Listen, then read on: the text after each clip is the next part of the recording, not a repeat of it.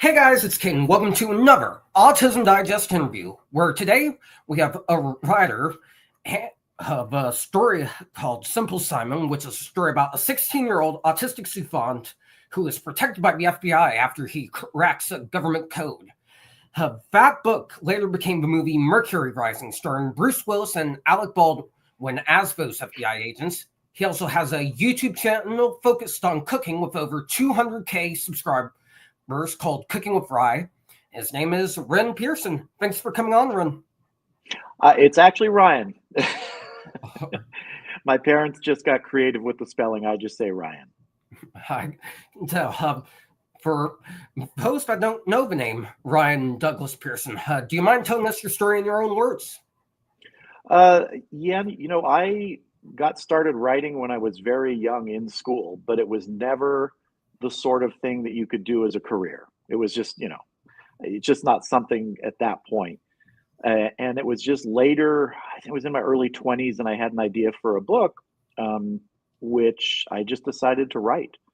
And I was fortunate enough to get that first novel published. It was called Cloudburst, and that introduced the character that ended up being in Simple Simon, the FBI agent, Art Jefferson. In the movie, his name was Art Jeffries, but in the books, his name is Art Jefferson. And that just kind of started my career as a writer. I've written novels for over 30 years now.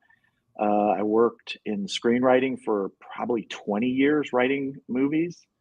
And now kind of semi-retired and doing a cooking YouTube channel. That's amazing.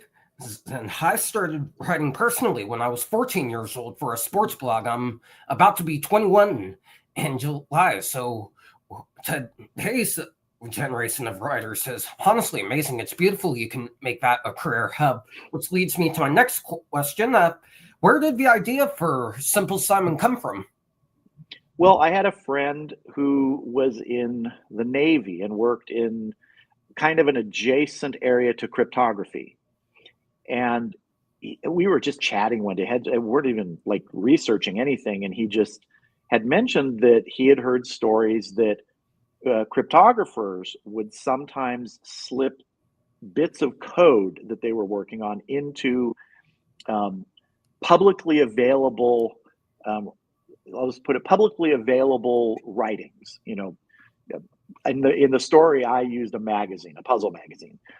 And he said they would slip it in there to see if anyone could crack it. And just, kind of general sort of thing. And I thought, that's a really cool idea. You slip it in there, no one cracks it, but then what if someone someday can? And I was thinking, because years before I had watched a documentary about savants, autistic savants. And that one was mostly related to music and things like that. But I thought, really, what if there was someone with autism who had this just hidden, brilliant talent that no one knew about because they were locked in their own world. They weren't very verbal, but they look at this and they see what no one can see. It would take supercomputers, years to try and even potentially crack this. And this young kid who in the book was a teenager and in the movie was younger, can just look at it and see it, and it fits together in his brain like a puzzle, and he just sees the answer to it. And I think there's actually a scene in the book, and I can't remember if they did it in the movie. I don't think they did, where he does puzzles, but he does them upside down because he sees patterns rather than pictures. And I thought that's a really interesting sort of way to approach this story. And so that's really where the idea for Simple Simon came from. That's definitely impressive. And I know there's definitely a lot of savants, most likely in that field, a lot in the field of cryptography, yes, who honestly inspire me. A lot of which we've talked to on here. Me personally, I'm on the spectrum myself, and my way of thinking is very similar to the character in the book. My next question for you is, what did you think of how they handled autism when filming the movie, the character specifically? If you could go back in time, if you were running the movie, would you add an actual autistic actor to play the main character, like say Dan Aykroyd or someone like that? I think that, well, I know that during the production and the pre-production of the movie, they did a lot of work. And in fact, one of the things they did is they had conversations with people in the autism community, which, when you think about it, back then was not as well understood even today, 30 years later. 30 years ago, people knew what autism was, they knew aspects of it, but they didn't know the full breadth and scope of it. It wasn't something that was as widely understood and accepted as it is today. But they actually brought in consultants, and they talked to families that have young children who are autistic. And the actor Miko Hughes, who played Simon in the movie, spent time with people who are autistic to just try and understand a little bit. And one of the reasons the movie was not called Simple Simon was because they had some feedback from people in the autistic community that they thought that made it seem like he was just simple. He wasn't, smart, brilliant, whatever you want to call it, and that it kind of belittled it. I never looked at it that way in terms of the book title, because it was more a play on the idea of Simple Simon breaking a mold. You're not simple, so what do people call you? Simple. But that's one of the reasons they changed the title of the movie, from what I was told. So I think they did a fairly good job of trying to get an understanding of the characters, not just from the book, but from the actual perspective of people who are autistic and interact with people who are autistic. And like I said, back then it was much different than even today. And this was, I wrote the book a little over 30 years ago. And the movie came out, I think, 30 years ago. Well, no, what is it? I think it was 1998 the movie came out. And the book came out in 1995.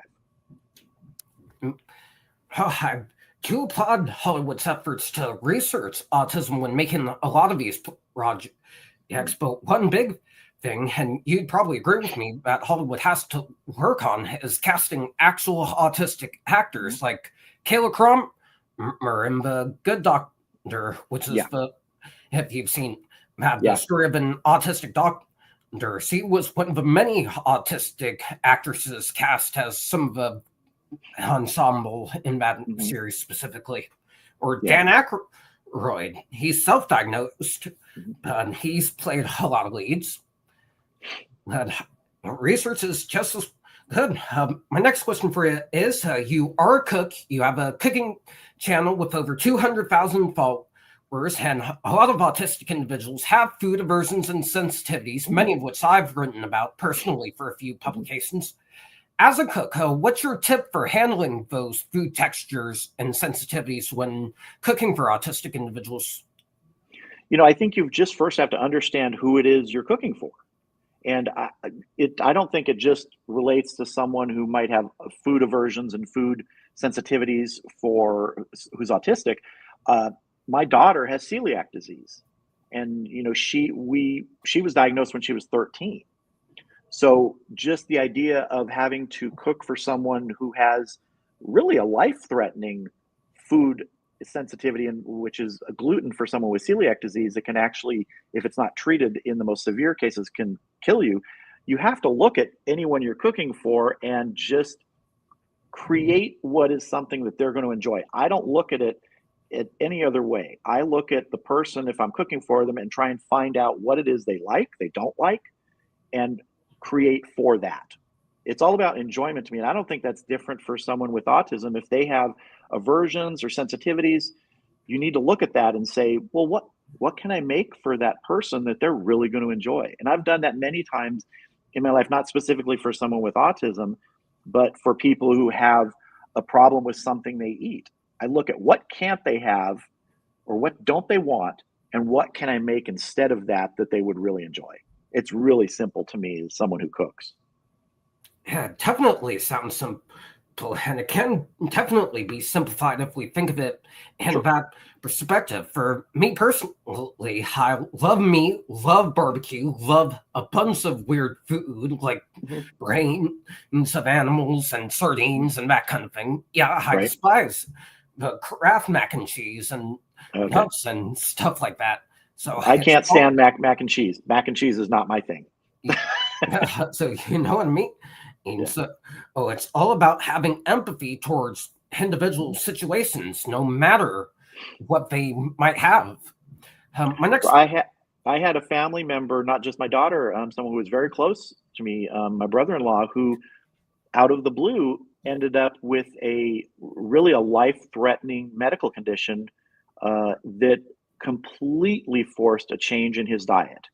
Absolute, and we had to adapt to it. But the thing about it was, we were able to do that in my family and our extended family because you just look at the things. What can't they have? What can they have? What can we do to make it good that they're going to enjoy, but also everyone else is going to enjoy? Because there's a lot of variables when you're cooking that you can make that are not just specific to one person.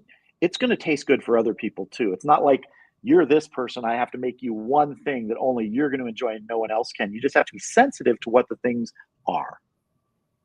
exactly. My next question for you is, in today's day and age, how can Hollywood improve its understanding of neurodiversity beyond the Mhm. research and what they're doing now? You've touched on that a little Yeah. bit, but I think if you look back again 30 years, now I started working in actual screenwriting around the year 2000. Um, I wrote a movie called Knowing, which had starred Nicolas Cage, and that came out in 2009. Now, that had nothing to do with neurodiversity or autism or anything like that, but the time frame from then till now, in terms of what people are aware of, has changed dramatically. And people may not think of this, but one of the things that has allowed that is honestly the internet. It really has. You would not be able to research, communicate, uh, reach out to people who might have a perspective on something. Uh, 30 years ago, you really couldn't. That was very difficult. I mean, that was at the beginning of the internet age in the mid 90s, where, basically it was email and some pretty bad websites at that time. And as things have gotten further into the future, people have been able to tell their stories. People have been able to share things like you that become kind of a repository of experiences that someone can look at and say, okay, here is someone on the spectrum. Here's how they function. Here's what they do. Here's how they talk. Here's how they're interested. Just a breadth of information that is now available to anyone, including people in Hollywood. And if you had gone back 30 years ago and looked, like you were saying, for actors who do have autism or on the spectrum or self-diagnosed or professionally diagnosed, you might not find many that are open back then. But now you will find people like that because it is more accepted to just admit it. It's strange to think, but that does take time. And part of it is just the dissemination of information and how easy it is for that information to get to masses now. exactly. I definitely never thought of it in that aspect. My parents both work in IT and they're around that kind of stuff all the time. They're always telling me that the internet nowadays, especially with some of these AI chatbots and search engines that are out there, it's an amazing thing. You can do anything with it, really. So Yeah. there's honestly no excuse to not have proper research done Right. on X, Y, and Z thing. My next Right. question for you is, what's your advice for anyone, neurodivergent or not, that wants to get into the writing or screenwriting industries? Well, when I started, there was really only one path. You had to get an agent. Well, you had to write a book. You had to get an agent, and that agent would try and get you in with a publisher. My very first novel was rejected over 200 times by an agent, by all agents. And I had even reached out directly to publishers at that point to try and get it published, and it was, universally rejected. Then I finally got an agent, and within 2 weeks, he sold it, including to a publisher who had previously rejected it when I sent it in. So back then, that's the way you did it.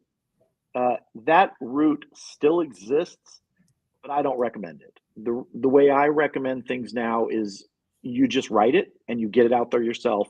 There are so many platforms now to publish your own work. In fact, the books that I've written in the last 15 years, I've published myself through things like Amazon, Draft to Digital, which goes to all other publishers. So you can do these things now yourself. And I always think now how easy it would have been for me back 30 years ago if that had been available, not in terms of becoming famous. I was never famous, but in terms of getting my work out there where people could see it. I could have been out there much earlier. And I was very fortunate that I was able to get the rights back to all my previous novels that had been published by traditional publishers, so that then I could publish them now myself through those avenues I mentioned. That's, to me, the best way for someone now doing it. Is you certainly can go the other route and try and get an agent and a publisher, but you're going to be spending a lot of time when you could actually be writing more things and publishing more things. Screenwriting is a little different because it is changing, but it is a little different because there are still sort of what's accepted to be the major producers of movies, the studios and things like that. There are now a lot of streaming services and such. So sort of the landscape is wider, but getting in is still very difficult.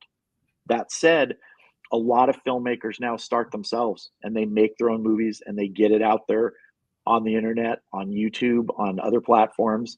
And that's kind of the way that a lot of people do it now, because you're going to have less resistance to getting your product out there for people to enjoy. And you're going to be able to control it more. And that's the other thing I really like about this new paradigm of both writing and filmmaking is you get the control closer to the creator.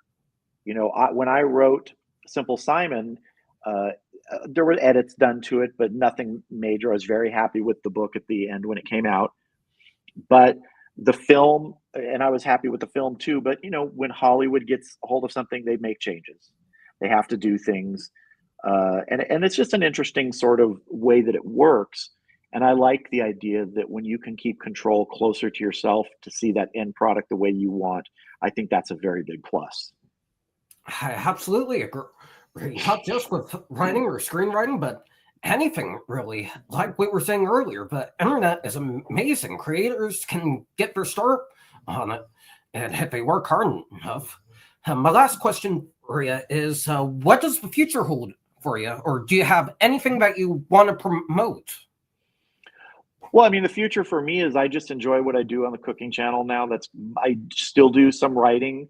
And it's funny because I can't remember how many years ago it was. Maybe 5 years ago or something like that. It was longer than that the idea sort of percolated. And for me, it was like, I always wondered, whatever happened with Simon, because at the end of the book, he's sort of taken into a safe environment, and because he's lost his parents, and he's sort of given this, I don't want to say idyllic life for what he would have been able to enjoy, but he was safe. And I always thought after that, what happened? And so several years ago, I actually wrote, I don't know if you saw it, I wrote a book called Simon Sees that looks at him again as he's an adult now and what happened.